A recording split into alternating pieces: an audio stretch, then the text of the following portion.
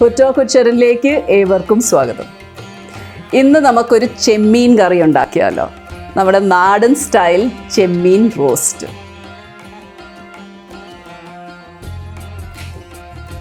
അപ്പോൾ നമ്മുടെ ക്രിസ്മസ് ലഞ്ചിന് സെർവ് ചെയ്യാൻ പറ്റിയ ഒരു ഡിഷാണ്.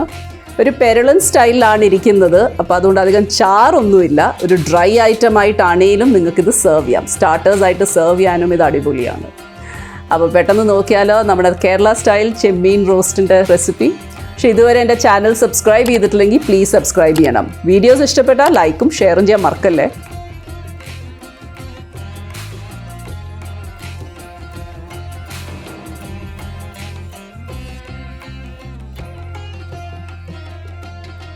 ഈ ചെമ്മീൻ റോസ്റ്റിന് വേണ്ടി നമുക്ക് ആദ്യമേ തന്നെ ചെമ്മീൻ ക്ലീൻ ചെയ്തെടുക്കണം. ഇപ്പോൾ ഇവിടെ ഓൾറെഡി ഞാൻ ചെമ്മീൻ ക്ലീൻ ചെയ്തതാണ് ഉപയോഗിക്കുന്നത്. ഇതിൻ്റെ ആ വെയിൻ കളഞ്ഞിട്ടുണ്ട്. അപ്പോൾ അത് വളരെ ആവശ്യമാണ്, അല്ലെങ്കിൽ പലർക്കും വയറിന് പിടിക്കാതെ വരും. ചട്ടിയിൽ നമുക്ക് കുറച്ച് വെള്ളവും ഉപ്പും നാരങ്ങ നീരും കൂടെ ഒന്ന് തിളപ്പിക്കാം. വെള്ളം തിളച്ച് വരുമ്പോൾ ഇതിലോട്ട് ക്ലീൻ ചെയ്ത ചെമ്മീൻ ചേർത്തിട്ട് ഇതിനെ 3-4 മിനിറ്റ് ഒന്ന് കുക്ക് ചെയ്തെടുക്കണം. അപ്പോൾ പ്രോൺസിൻ്റെ ആ കളർ ഒന്ന് പതുക്കെ മാറി വരും. അപ്പോൾ ആ കളർ മാറി വരുമ്പോൾ നമുക്കിതിനെ മാറ്റാം. ചെമ്മീനെ വെള്ളത്തിൽ നിന്ന് മാറ്റി സ്ട്രെയിൻ ചെയ്ത് മാറ്റി വയ്ക്കാം. ഇനി ഒരു കടായി അല്ലെ ഒരു ചട്ടിയിലോട്ട് ഈ കുക്ക് ചെയ്ത ചെമ്മീനും അതിൻ്റെ ഒപ്പം കുറച്ച് ഇഞ്ചി, വെളുത്തുള്ളി, കറിവേപ്പില, കാശ്മീരി ചില്ലി പൗഡർ, കുറച്ച് എരിവുള്ള മുളക് പൊടി, മഞ്ഞൾപ്പൊടി, ഉപ്പും കുറച്ച് വെള്ളവും കൂടെ ചേർത്തൊന്ന് മിക്സ് ചെയ്യാം. ഇതിനെ 4-5 മിനിറ്റ് ഒന്ന് അടച്ചു വെച്ച് ആദ്യമേ കുക്ക് ചെയ്യാം. അത് കഴിഞ്ഞിട്ട് ഇതിനെ തുറന്ന് വെച്ച് ഈ വെള്ളം ഒന്ന് വറ്റി വരുന്നവരെ ഇതിനെ കുക്ക് ചെയ്യാം.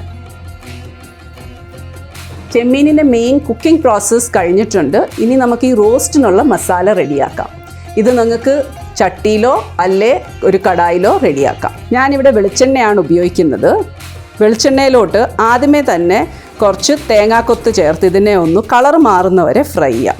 ഇതിലോട്ട് കുറച്ച് ഇഞ്ചി, വെളുത്തുള്ളി, കരിവേപ്പില, പച്ചമുളക് ഇതെല്ലാം ചേർത്ത് ഒന്ന് സോട്ടേ ചെയ്തെടുക്കാം. അപ്പോൾ ഇഞ്ചിയുടെയും വെളുത്തുള്ളിയുടെ ആ പച്ചമണം മാറുന്നവരെ നമുക്കിതിനെ ഒന്ന് വറുക്കണം. ഇതിലോട്ട് ഇനി കുറച്ച് സവോള ചേർത്ത് നമുക്കൊരു ഗോൾഡൻ ബ്രൗൺ കളർ ആവുന്നത് വരെ അതിനെയും വറുത്തെടുക്കാം. ഇനി ചേർക്കേണ്ടത് ഇതിലോട്ട് തക്കാളിയാണ്. അപ്പോൾ ഒരു തക്കാളി അരിഞ്ഞ് വെച്ചേക്കുന്നത് നന്നായി ഒന്ന് വെന്ത് ഉടഞ്ഞു വരുന്നത് വരെ നമുക്ക് ഇതിലിട്ട് കുക്ക് ചെയ്തെടുക്കണം. ഇനി നമുക്ക് മസാലപ്പൊടികൾ ചേർക്കാം. ഞാനിവിടെ ഉപയോഗിക്കുന്നത് കുറച്ച് കാശ്മീരി ചില്ലി പൗഡർ, കുറച്ച് സാധാരണ എരിവുള്ള മുളക് പൊടി, മല്ലിപ്പൊടി, മഞ്ഞൾപ്പൊടി, ജീരകത്തിൻ്റെ പൊടി, കുറച്ച് ഉപ്പും. ഇതെല്ലാം നന്നായി വഴറ്റി വരുന്നത് വരെ, ഈ മസാലയുടെ ഒക്കെ പച്ചമണം മാറുന്നത് വരെ നമുക്കിതിനെ ഒന്ന് വഴറ്റിയെടുക്കണം. അപ്പം നല്ല ഒരു റോസ്റ്റിൻ്റെ മണം വന്ന് തുടങ്ങി. ഇതിലോട്ട് ഇനി നമുക്ക് ആ കുക്ക് ചെയ്ത് വെച്ച ചെമ്മീൻ ചേർക്കാം.